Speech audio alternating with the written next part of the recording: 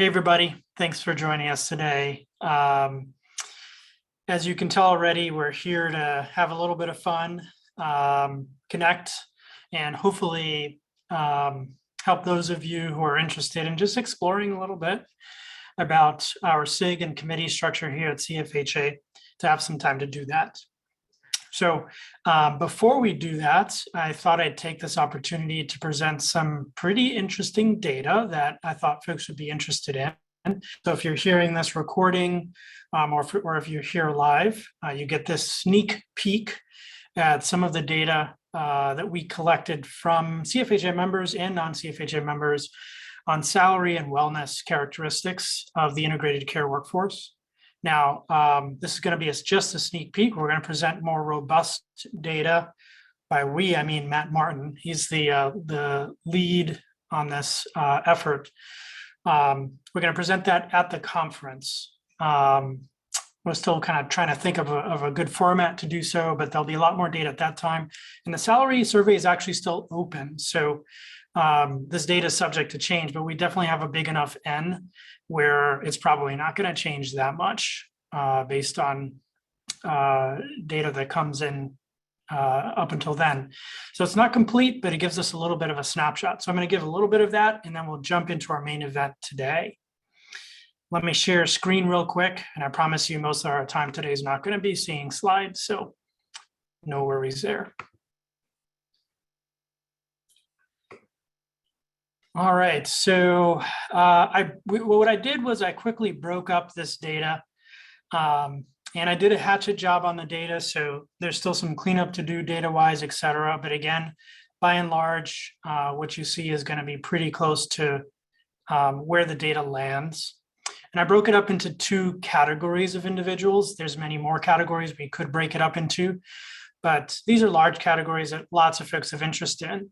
So the two categories are director statistics and non-director statistics, because those are pretty indicative of sort of salary trends, and you'll see that in the data. So we'll start off with just director level folks. So these are folks directing programs. And again, part of the sub-analysis will be like what kind of programs they're directing, because directing an FQHC program or directing at a family medicine residency program can be quite different. Nonetheless, we lump those all together for purposes of this sort of hatchet job look at the data.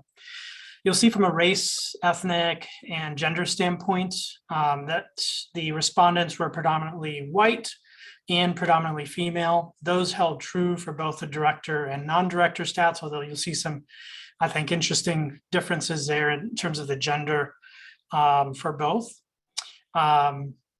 You'll see also for directors, not surprisingly, you'll see folks with a good amount of experience. So employed about 6 to 7 years on average at their current positions. So folks who've been there for quite a bit. These are also folks who have been in integrated care for about 8 plus or minus 1 year and in the field for longer than that, which again is pretty indicative of where we are as a field, still a very young field. A lot of folks transitioned from specialty mental health into their integrated behavioral health director positions, but still maturation, because if you roll back, if I roll back my experience, 6, 7 years ago, these folks would have been in their jobs for just 1 or 2 years, right? So it just gives you a sense of scale and scope for a lot of their work. The predominant fields represented in the data are psychology and social work. Not huge surprises there. These individuals are primarily working full-time at their roles, although it's interesting to see that close to 20% of folks are not full-time in these director roles. Now, one of the things we were also interested in looking at this data, and I'm very interested into diving deeper into the data, is around the characteristics of the work that they do. Something that we come up against a lot when we're providing technical assistance service to sites. They ask us, so how should this job be arrayed in terms of time and responsibilities? So we tried to take a look a little bit at clinical responsibility in particular, a key question that a lot of folks are interested in. How much clinical work do directors do?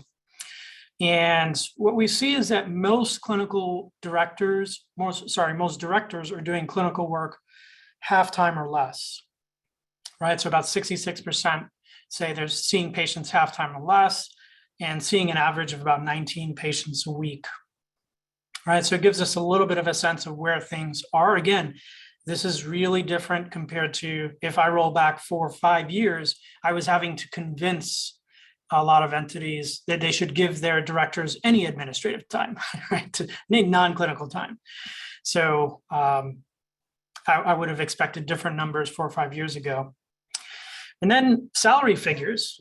I was really actually pleasantly surprised at what we saw salary-wise. This is very different than, again, what I would have expected pre-pandemic, certainly, as far as salary figures.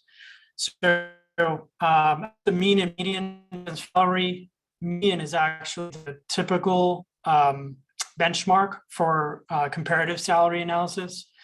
So mean salary in our data set was in the 6 figures at about 101, with a range of about plus or minus 8,000 on either side, and a median salary of 99,000, which again, I think is a good sign of progress, because I would tell you that, again, 4 or 5 years ago, I was fighting for directors to make like, $80,000.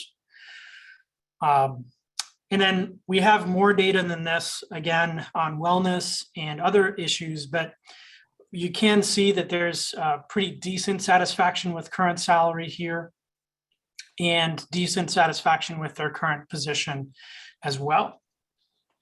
So those are some, again, really hatchet job data related to directors. Now let's talk about non-directors.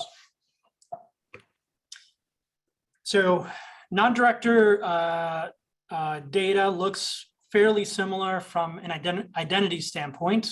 Race, ethnicity, there again, predominantly white. And again, those data match up pretty well with the general data for behavioral health professions.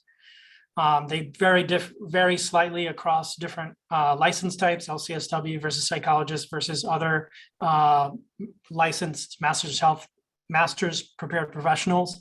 But they're all, behavioral health is a predominantly white profession at this point in history, and also predominantly female.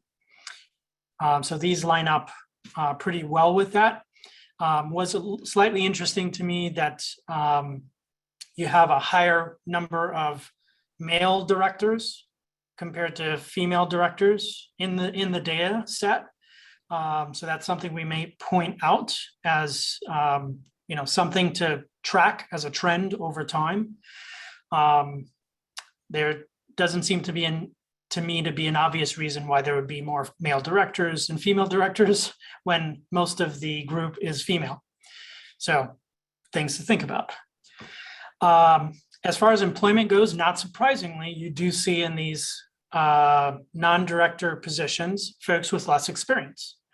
So you have lower years of employment compared to the director position. So about 4 years of employment on average at their current position, and less years in integrated behavioral health, about 6 years in integrated behavioral health, and about 9 years in the field as a whole, right? So slightly lower numbers of experience, which you would expect, again, comparing a director level individual to a clinician type.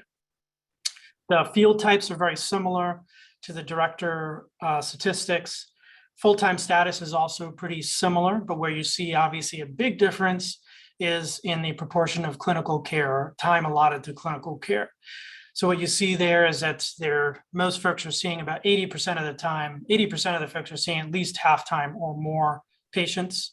I was interested to see that actually didn't result in that huge commensurate number of more patients, 25 patients per week versus the 19 per week for the director types. And then again, the salary ranges, again, pleasantly surprised here. We're going to have to dig into like geographic differences and things like that. but a mean salary of about 85,000 plus or minus 4,300, and with a median of $80,000 is really pretty good when you compare that to just generic behavioral health positions. In general, from a salary standpoint, I would say, nationally speaking, I'd be very pleased with those results, recognizing, I think, the reality that integrated behavioral health work really, in my mind anyway, requires a level of expertise that needs to be paid adequately. And then satisfaction numbers, we do see some differences here. This will be something to dive into with the other wellness data we have, where you actually have a lower satisfaction with the current salary compared to the director level folks, and similar but still lower satisfaction with their current position. All right, so there's your sneak peek. That's just a sneak peek. There's tons of data behind this and lots of ways to chop this up. The next time that folks will get to hear about this will be at the Boise conference. So we look forward, for those of you who will be there, to see that. For those of you who can't be there, don't be dismayed. Our goal is to share this information. And so we're going to be posting this information on our website in different formats with special access to information to our CFHA members so that they can use this in their roles. So our hope is to use this to advocate for our field, for our members, and also to be able to track the health and wellness of our workforce. I'm really just excited to see how this can help propel the field forward to create sustainable and quality and good jobs that pay well. All right. That is our sneak peek here. Now on to the main event for today.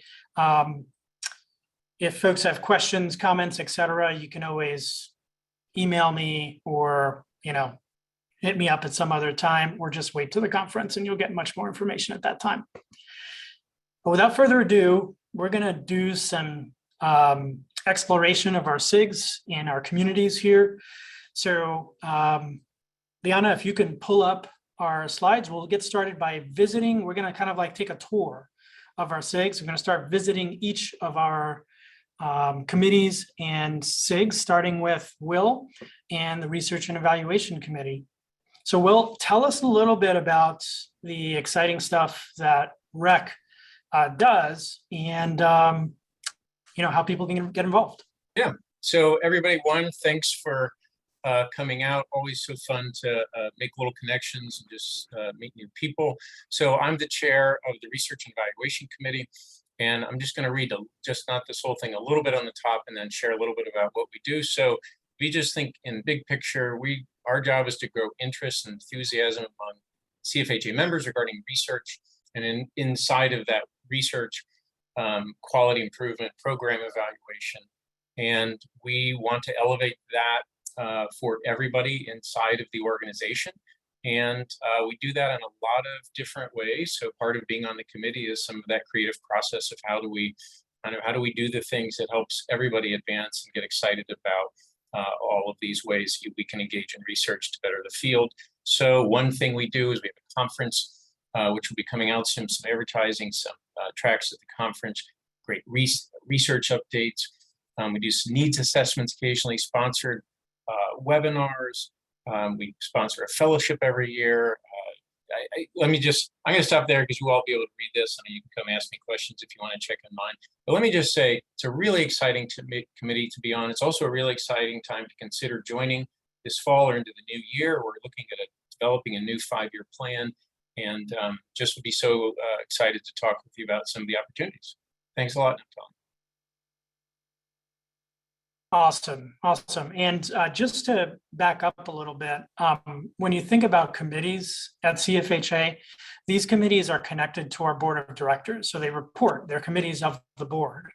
They report to the board of directors, and the committees reflect a value that CFHA has, that CFHA wants to make a sort of a permanent aspect of its identity, of its life, to put it into those words. So REC is a part of our life at CFHA. It reflects a value of evidence, of pursuing the scientific method, of disseminating evidence-based practices vis-a-vis the world of integrated care. And so when you get to join a committee like that, you really get to be at the center of one of our core values. And the Just Medicine Committee is our second of two committees that also reflects those core values. It's a committee that's established because we at CFHA, we the community, we the board, have decided this is something that's not a passing thing. This is something that is us. And we want to make sure that everything we do is influenced by these standing committees. So for that, I will turn it over to our co-chairs of the Just Medicine Committee, Tanya and Myung. Thanks, Neftali. Yes. JMC, which we started out as a team, Just Medicine team, and a little over a year ago, we became a committee, just as Neftali has described. And in a way, we've talked about how we would like the commitments that JMC expresses and represents to be really intertwined into the DNA of who CFHA is. In some ways it is, and we're here to help move the needle to really make this more so, perhaps even to the point where we are no longer needed as a committee to exist in the association. But really the efforts of JMC is to really bring to the fore this commitment of justice, advocacy, diversity, equity, inclusion, not only in the association, but for our members and in the spaces in which they serve. We see JMC as a place where we really bring the conversations. We've been involved in the community conversations at CFHA holds, and we've hosted a couple of those. So we want to be very explicit in bringing conversations related to justice, advocacy, and DEI matters. But we also really want to be creating some intentionality in the way in which CFHA is expressing these commitments. So we have also provided guidelines that are now part of the regular guidelines for presentations at conferences and workshops, just in the way that we language, in the way that we represent voices and perspectives and information. We see that this morning in our meeting, we were talking about how we do, as a committee, we are given tasks to do and be active, but we're also given the task to enable and resource our members and the association to be a portal, if you will, or a place where you can get information and be more informed and be enabled to take this information back into the spaces where you work and be able to sort of further this commitment that CFHA has to be an association that is committed to justice, advocacy, and DEI, and that you could take those into your workspaces as well. So please come meet us at JMC. Great, thanks, Myung. And then we have our SIGs. So our SIGs are what they say. They're special interest groups. They're topical. They are focused on a particular domain or area of work related to the world of integrated care. And they allow our members to come together, gain peer support, and participate in a bunch of different types of activities, whether it's putting forward presentations, whether it's getting together and creating content for the conference, or it's appearing on our podcasts or writing blogs, putting out newsletters, all sorts of different things. So our first SIG that we're going to present today is our PCBH SIG. And I believe Kelly is going to be representing PCBH, correct? Yeah, that's me. Right. Good afternoon, everyone. It's wonderful to be here. It's really exciting for this to be taking place. I know we've talked about it for quite a while. So my name is Kelly Bozak, and I'm a co-chair of the Primary Care Behavioral Health Special Interest Group. And we are here to really celebrate all things primary care behavioral health related. Our values are really to engage and connect with each other, to support innovation, and to really engage in that celebration of ongoing learning and uplifting each other's work across our clinics and our centers and in our studies. So we really work to create ongoing opportunities both within the conference setting and outside of the conference for others to connect and to grow their interest and enthusiasm for PCBH delivery. We do that through meetings, workshops, newsletters, member-driven initiatives, subcommittees, sometimes to work on special projects. We're also really honored to host and kind of underneath our umbrella include the Serving Latinx Population work task force that's underneath the Primary Care Behavioral Health SIG that's been around for several years. And we're really excited to see how that's uplifted needs within primary care behavioral health to support Latinx populations. So they've hosted meetings as well, sometimes on a monthly basis or quarterly. Within all of this work too, there are great opportunities for mentorship and leadership. So we've really welcomed students, postdocs, directors, BHCs to be engaged and involved in their space for everyone to contribute. We also like to have some fun. So we're really excited at the conference to bring people together in person for social hours, for panels, and to grow and support each other. So if you're interested in learning more about the PCBH SIG, I'd love to meet you in our breakouts later. Awesome. Thanks, Kelly. Our next SIG here is our little one SIG. It's the fun SIG, the cool SIG. They get to have crayons and stuff at the SIG. And representing that SIG today is one of the co-chairs, Matt Tolliver. Hi, everybody. Yeah, so we just sit around and play with Legos for an hour every month, and then we come back again the next month. So no, we're a really fun group.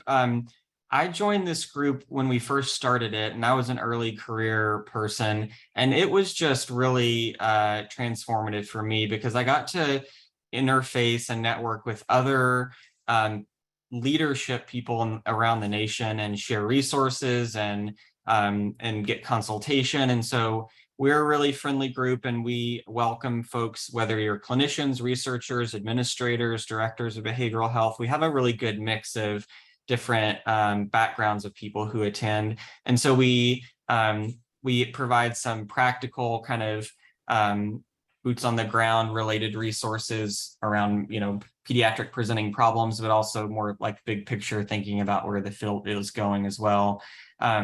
This year, we have a whole theme about focusing on the pediatric mental health crisis. And so we've done some things around that, like writing an editorial for Family Systems and Health, doing a podcast for CFHA on the topic. And each year we present an ELO at the conference. And so that's going to be another focus this year about the pediatric mental health crisis. Every month when we meet, we've got some different sections to our meeting. We have a "This is how we do it" section where somebody in our group presents about how they do pediatric integrated care. So you get to hear about how they do it. We have a facilitated discussion on a particular topic. And then we have a research corner where we bring an article to review related to the topic in the field. So we have a really active group and a really strong leadership team that's pretty large.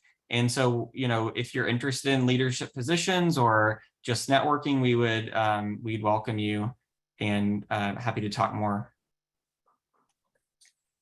Awesome. Thanks, Matt. And Matt, you bring up a great point related to just getting involved in either at the committee level or at the SIG level. It's a career maker. I mean, the connections you make, the networking you get, I've seen so many times folks really rise through the ranks of CFHA and really better their career opportunities, their career options, on top of just the content and the helpfulness of coming together around a particular topic area. Now, we also have other SIGs that weren't able to be represented today, but but I want to make sure that we do not have folks from Families and Health. Is anybody representing Families and Health today? If so, please speak up or forever hold your peace. I think they emailed that they were not able to come today, but I just wanted to make sure. Okay, so Families and Health is one of the other SIGs that are out there, and that SIG focuses primarily on supporting the role of family-oriented care, treating the family as a unit of care, typically in primary care, but they have folks in representing different areas of medicine. They do a fantastic job with regular meetings, again, presenting content and vetting content for the conference, and hosting webinars, et cetera. We also have some work groups that you should be aware of. There's a collaborative care model work group, and that work group actually will likely be transitioning to a formal SIG in the coming year. So that's another work group we have. We have a work group on value-based payment. And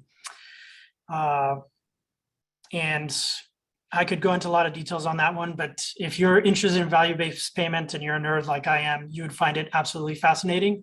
If you hear the words value-based payment and you fall asleep, you probably shouldn't join the group. So that is a pretty big differentiator between the groups. Liana, am I missing anybody? I believe that's everyone. Okay. All right. So on to our fun part of the time today, and we are going to end right on time, so no one needs to worry about having to zoom out here. We're going to play a little bit of a round robin meeting. We're going to have our SIG and committee group leaders rotate through different groups. So we're going to put you in a group. You're going to get to know some people, and then our leaders are going to be rotating through those groups to talk to you a little bit more about what they do, what opportunities exist, and just to say hello. So Liana, you want to get us going? Yeah, so I'm gonna have everyone who's not a leader stay in your room. So once I put you in a room, you don't have to do anything. And then leaders, once we put, we're gonna do like 5 minutes or so, I'll have you all leave the group and I'll reassign you to a new one. Does that make sense to everyone? Alrighty, I'm gonna open up the rooms. All right. Sorry, everybody, for the abrupt ends to some of the conversations and whisking away of people to different spaces. It's just an artifact of Zoom. I will be very happy to be physically present in Boise. Well, that cannot happen.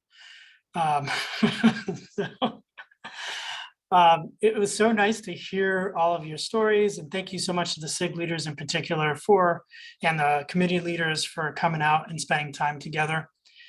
As promised, we'll send you all away back to your lives, hopefully enriched by having, rubbed shoulders nationally. And we look forward to seeing you next at the conference and at one of our future events. Thank you, Neftali. Nice to meet everybody. Thanks, everyone. Great to meet you. See you next month.